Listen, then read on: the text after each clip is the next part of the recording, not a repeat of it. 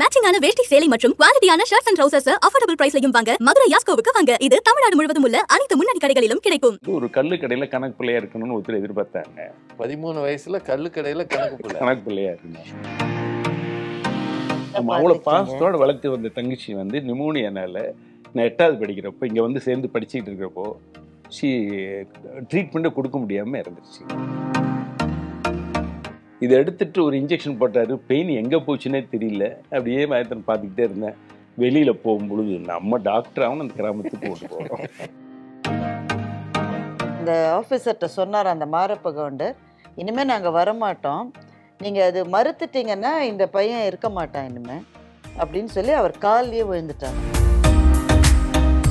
பொம்மங்காட்டு பையனுக்கு டாக்டர் இது கிடைச்சிருச்சு, டாக்டர் கிடைச்சுன்னு ஊர் பூரா பாராட்டலாம் அங்கெல்லாம். ஆனால் எங்கள் வீட்டில் எங்கள் அப்பா அம்மா வந்து ரொம்ப கவலையோடு உட்காந்துருக்காங்க.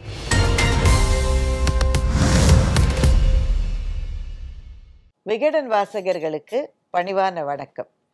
இன்றைக்கு நானும் ராஜா சாரும் நேர்காணல் செய்ய போகிறவர் டாக்டர் பழனிவேலு. கோயம்புத்தூரினுடைய பெயரையும் தமிழ்நாட்டினுடைய பெயரையும் இந்தியாவினுடைய பெயரையும் உலகத்தினுடைய மிக பிரபலமான மருத்துவர்களுக்கு மத்தியில் நிலைநிறுத்தியிருக்கிற ஒரு அபாரமான டாக்டர். டாக்டர் சமீபத்தில் அவருடைய ஆட்டோபயோகிராஃபியை கட்ஸ் அப்படின்ற பேரில் ஒரு புத்தகமாக வெளியிட்டார். அவரை தான் இன்னைக்கு விகடன் நேயர்களுக்காக நாங்கள் நேர்காணல் செய்ய போகிறோம். வணக்கம் டாக்டர். வணக்கம். வணக்கம் டாக்டர். டாக்டர் பிள்ளைங்க தான் டாக்டர் ஆகும். மற்ற எந்த துறையில இருந்தும் டாக்டர் ஆகுறதுன்றது இன்னைக்கு ரொம்ப கஷ்டம். ஒரு 50 வருஷம் முன்னாடி இன்னும் கஷ்டம். உங்கள் வாழ்க்கையை திரும்பி பார்க்கும்போது எல்லாருக்குமே ஆச்சரியமாக இருக்கும், இப்படி ஒரு மனிதர் வந்திருப்பாருன்னு.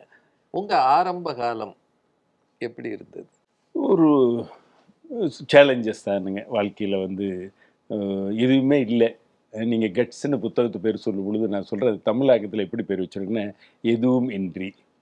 புக்கத்தினுடைய வாழ்க்கையில் ஆரம்பமே எதுவுமே இல்லாமல் ஆரம்பிக்கும் பொழுது அப்போ எவ்வளவு சிக்கல்கள் இருந்திருக்கும் இவ்வளோ தூரம் வரும் பொழுதுங்கிறது பார்க்கணும். ஸோ அந்த காலத்தில் வந்து விவசாயத்தை நம்பியே நம்மலாம் கிராமம் பூரா விவசாயம் தானுங்க. அந்த மாதிரி இருந்த காலம். பிறந்தது நாமக்கல் பக்கமா? நாமக்கல் பக்கத்தில் பரமத்தி தாலுக்கா கிட்ட ஒரு அதுலேருந்து ஒரு 8 கிலோமீட்டர் போகணும், ஒரு சின்ன கிராமம். ஸோ உங்கள் ஆரம்ப காலத்தில் நீங்கள் ஒரு விவசாய நிலத்தில் வேலை செய்கிற ஒரு வாழ்க்கை தான் உங்களுடைய வாழ்க்கை. அது ஆரம்பத்தில் நாங்கள் வந்து மலையில் இல்லாதனால நான் சின்ன குழந்தைய இருக்கும் பொழுதே மலேசியாவுக்கு போக வேண்டியது. அப்போல்லாம் எல்லா விவசாயம்னா நம்ம ஒரு கிராமத்தில் இன்னொரு வந்து போக முடியாது. எல்லாத்துக்குமே விவசாயம் பாதிப்பு. அதனால நிறைய பேர் திருச்செங்கோடு நாமக்கல்லேருந்து கொழும்போ கண்டிக்கு போயிடுவாங்க, இல்லை சிங்கப்பூர் மலேசியா பின்னாங்க போவாங்க, சிலர் பர்மா போனாங்க. அப்படி நாங்கள்லாம் வந்து மலேசியா போய் அங்கே இருந்துட்டு வந்தது பிறகு தான் நான் விவசாயத்தை பண்ண. அந்த காலத்தில் அதுக்கு மலையான்னு பேர் இல்லை? ஆமாம், போகும்பொழுது மலையா. அது இடையில வந்து இண்டிபெண்டன்ஸ் வர்றப்போ அது வந்து மலேசியா. மலேயாவில் போய் குடும்பமாக அங்கே இருக்கிற அந்த நிலங்களில் வேலை செய்கிற ஒரு வாழ்க்கை. அங்கே தான் 5ஆம் வகுப்பு மட்டும் நீங்கள் படிச்சீங்க. நீங்கள் அது வந்து இங்கே பாமாயில் எஸ்டேட்டு. இங்கே பிரிட்டிஷ் எல்லாம் என்ன பண்ணாங்கன்னா கூலிக்காக ஒன்று வந்து நார்த் இந்தியாவிலேருந்து ஆப்பிரிக்கா கூட்டிகிட்டு போனாங்க. இங்கே நம்ம ஏரியாவிலேருந்து மலேசியா கூட்டிகிட்டு போகும்பொழுது மலேசியாவில் ரப்பர் எஸ்டேட் டெவலப் பண்ணுறதுக்கும் பாமாயில் எஸ்டேட் டெவலப் பண்ணுறதுக்கு தான் நம்மளை கூலிகளாக கூட்டிகிட்டு போனாங்க. அப்போ நாங்கள் வந்து அப்பா அம்மாவை வந்து பாமாயில் எஸ்டேட்டில் பேராக்குங்கிற இதில் வந்து ஒரு சின்ன இதில் ஒர்க் பண்ணிக்கிட்டு இருந்தாங்க. உங்கள் குடும்பத்தில் எத்தனை பேர் அங்கே போனவங்க? போகும்பொழுது நானும் அன்னையும் சின்ன குழந்தைங்க. அது பிறகு 2 பேர், மொத்தம் 4 பேர். எத்தனை ஆண்டுகள் அங்கே இருந்தீங்க? நான் 5வது படிக்கிற வரல இருந்தேங்க. எத்தனை வயசு இருக்கும்? நான் வந்து இங்கே மலேசியாவிலிருந்து வரும் பொழுது எனக்கு 17 வயசு. 17 வயது. ஆனால் நீங்கள் படித்தது வெறும் 5வது தான். அங்கே தமிழ் மீடியம் ஸ்கூல் 5வது வரையில் தான் இருந்தது. அதுக்கு பிறகு ஒரு ரிமூவ் கிளாஸ்னு ஒரு இங்கிலீஷ் மீடியம் போகிறதுக்கு படிக்கணும். அந்த ரிமூவ் கிளாஸ் படிக்கும் பொழுது தான் இங்கிலீஷ் மீடியத்தில் அப்போ தான் எனக்கு வந்து நம்ம வந்து இந்தியாவுக்கு போகணும், படிக்கணும், இங்கே மலேசியா வேண்டாம். ஸோ அங்கேயே ஒரு 3 வருஷம் ஆச்சு நீங்கள் இந்தியாவுக்கு வரணும்னு முடிவை எடுத்து. ஆனால் வர்றதுக்கு ஒரு 3 வருஷம் 4 வருஷம் டைம் ஆச்சு உங்களுக்கு. வர்றதுக்கு ஃபைனான்ஸ் இல்லாதனால டிக்கெட் வாங்கி உடனே அப்பா அனுப்ப முடியல. அப்போ எங்கேயோ ஒரு இடத்துல வேலை பார்த்தீங்கன்னு சொல்லு. அது சொன்னவங்க ஆச்சரியமாக இருக்கும். முதல்ல என்ன பண்ணோம், 13 வயசு தான் எனக்கு. அப்போது 5வது படிச்சுட்டு நின்றுட்டேன். அப்போ வந்து ஒரு கல்லு கடையில் கணக்கு பிள்ளையா இருக்கணும்னு ஒருத்தர் எதிர்பார்த்தாங்க. 13 வயசுல கல்லு கடையில் கணக்கு பிள்ளையா இருக்கணும். வெண்டர் அது மட்டன்லாம் விற்பாங்களே அதில் வந்து ஒரு ஒர்க் பண்ணணும். ஒரு 4 மாதம் அப்படி ஒர்க் பண்ணோம். எவ்வளவு சம்பளம் கொடுத்தாங்க? ரிங்கில் 10-15 ரூபா வரும். 10 ரூபா மலேசியன் கணக்கில் 15 ரூபா வரும் மாசத்துக்கா? மாதத்துக்கு. 13 வயசுல அப்புறம் அவங்க அப்படி தானே கொடுப்பாங்க. நீங்கள் ஏன்னா பெரிய கம்பெனி கார்பரேட்லேயே போய் ஒர்க் பண்ணோம். அது பார்த்து 4 மாதம் கழித்து மொத்தமாக அவர் கொடுத்தது பார்த்தோன்னே இப்போ ஆயுஸ் பூரா வேலை செஞ்சாலும் நம்ம இந்தியா போக முடியாதுன்னு முடிவு எடுத்த உடனே அப்போது 18 வயசு ஆயிருந்தா டெய்லி பர்மனெண்ட் ஜாப் கொடுப்பாங்க பாமாயில் எஸ்டேட்லேயே. எனக்கு 13 வயசு தான் முடியுது. அப்போது அதனால் டெம்பரரி வேஜ் லேபரராக போட்டாங்க.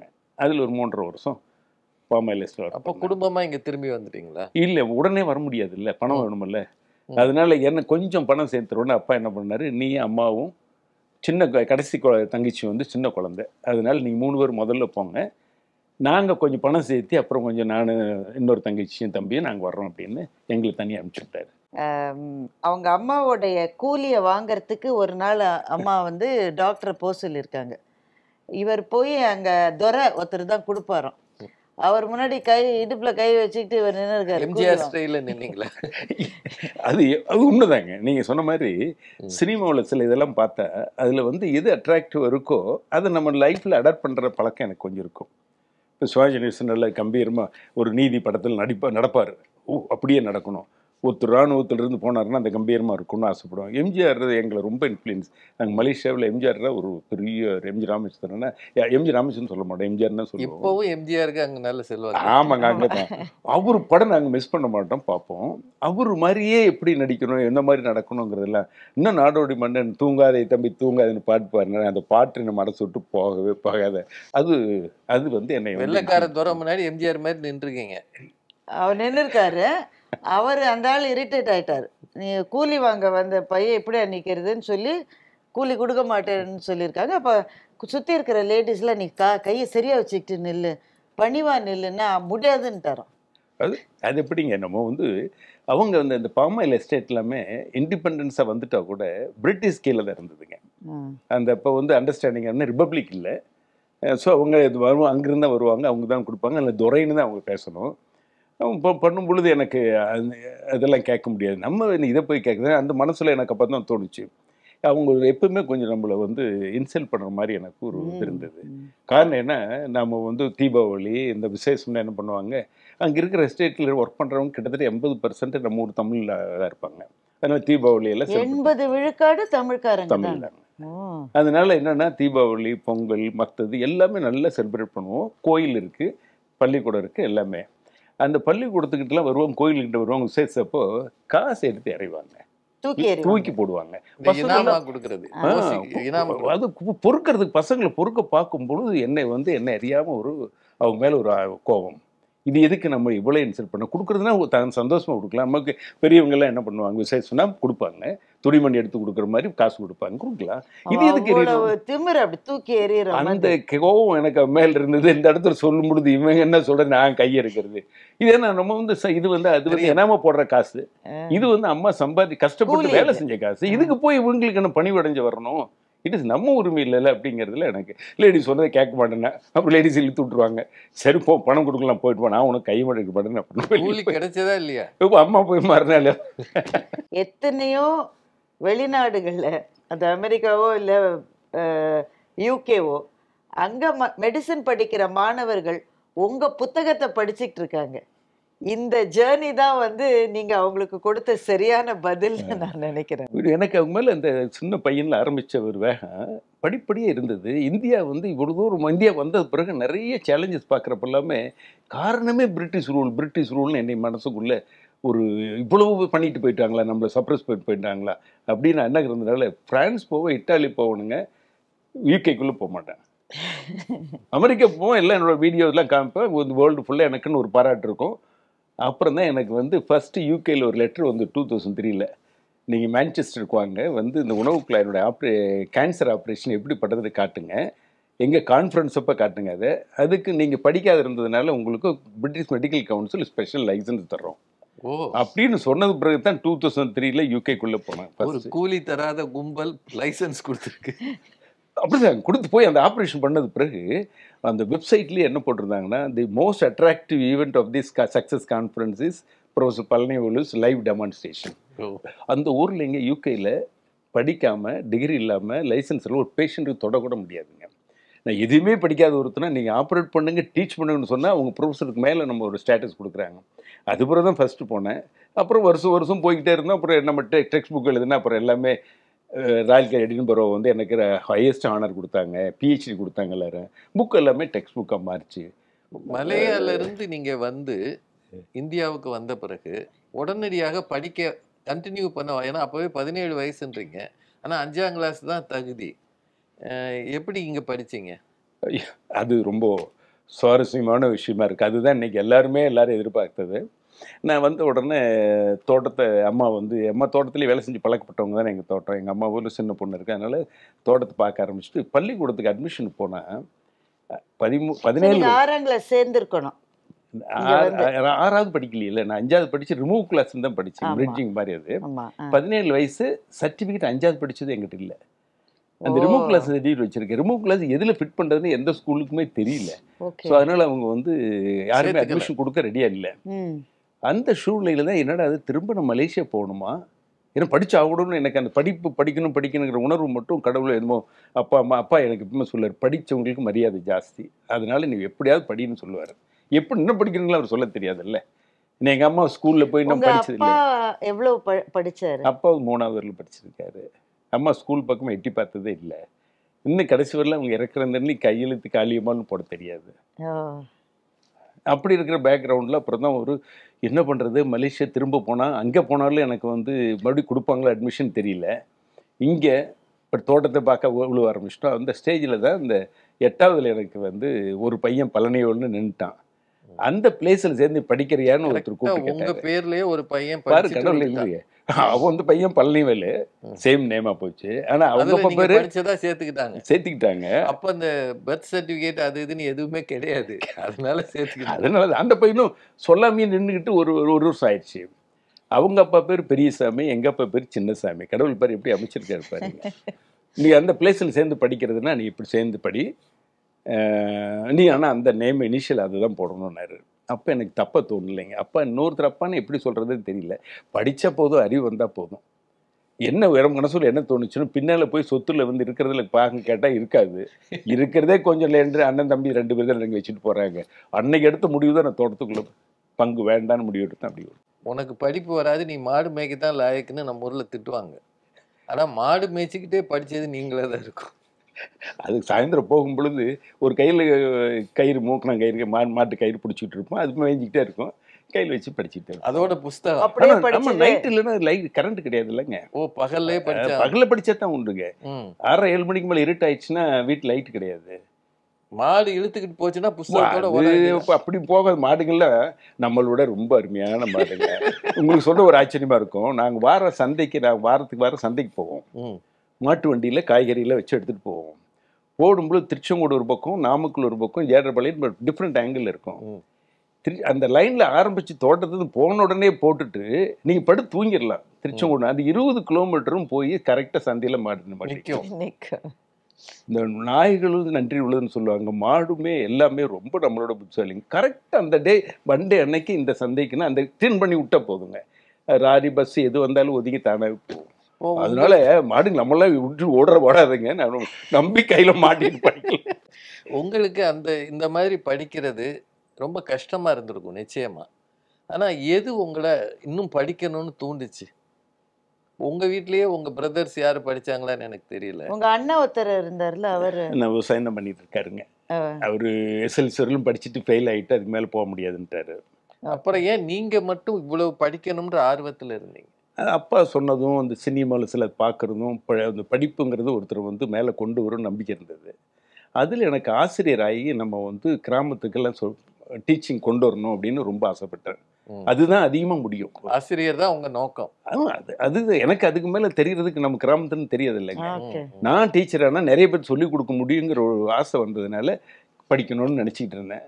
அந்த ஸ்கூலில் படிக்கும் பொழுது ஒரு சூழ்நிலை உருவாச்சு டாக்டர் ஆகணுங்கிற மாறினதுனால டீச்சருங்கிறதுல இருந்து எந்த டாக்டர் அப்படி உங்களுக்கு இன்ஸ்பைரிங்காக இருந்தார்?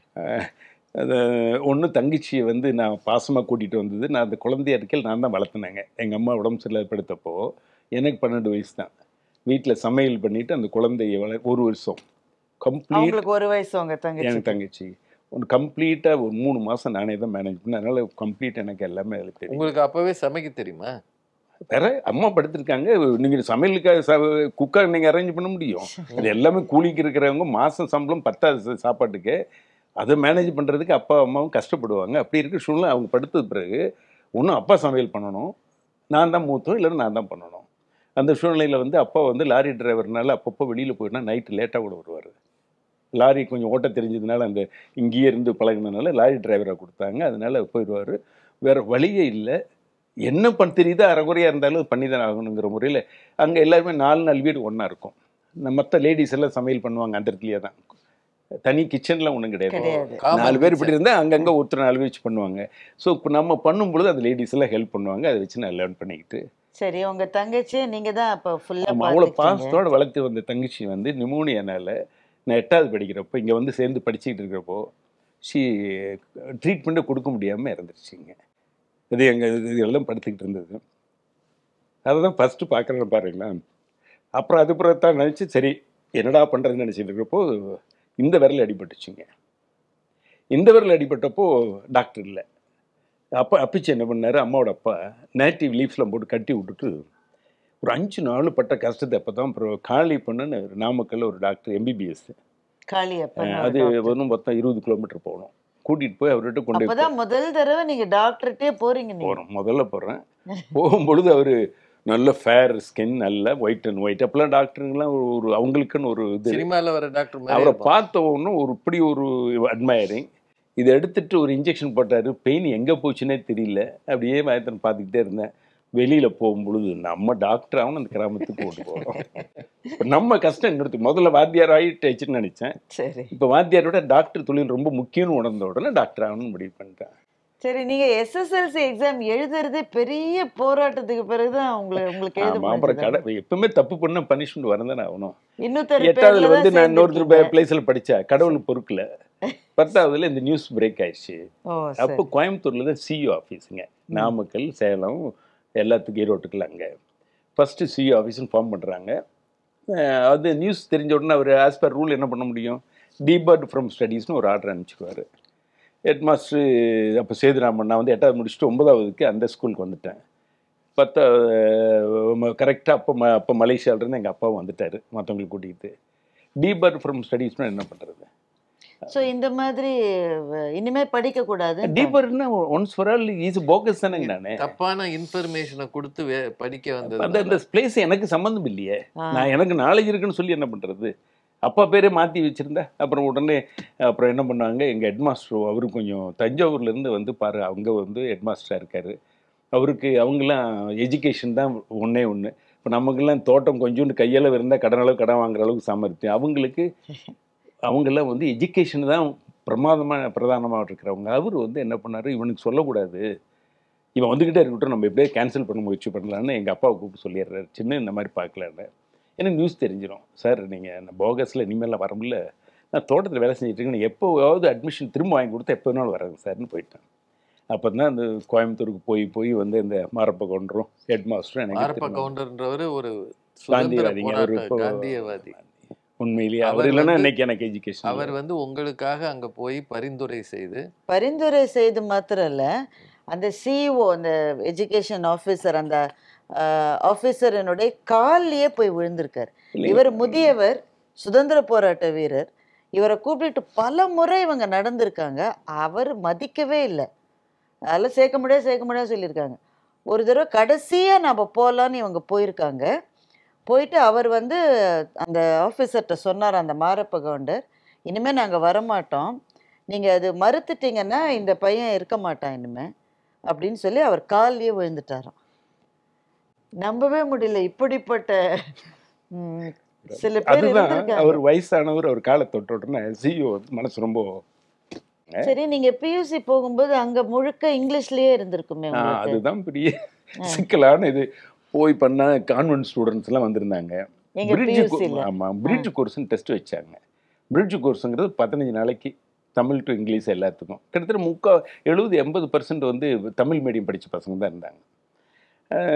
20 மார்க் டோட்டல். அதில் வந்து என்னோடய மார்க் பார்த்தா 2.5 பார்த்தோன்னே நம்ம தேர்வுமா அப்படின்னு பார்த்தப்போ எனக்கு ஒரு கான்ஃபிடென்ட் வர்றதுக்கு ஒரு வாய்ப்பு பாருங்க. என்னோட பெஞ்சில் தான் அந்த ஸ்டேட் ஃபர்ஸ்ட் பையனும் வந்து உட்காந்துருந்தான். ஓ இந்த தினத்தந்தியில் அவன் ஃபோட்டோ போட்டு பாராட்டி கும்பகோணம் பையன் சரி.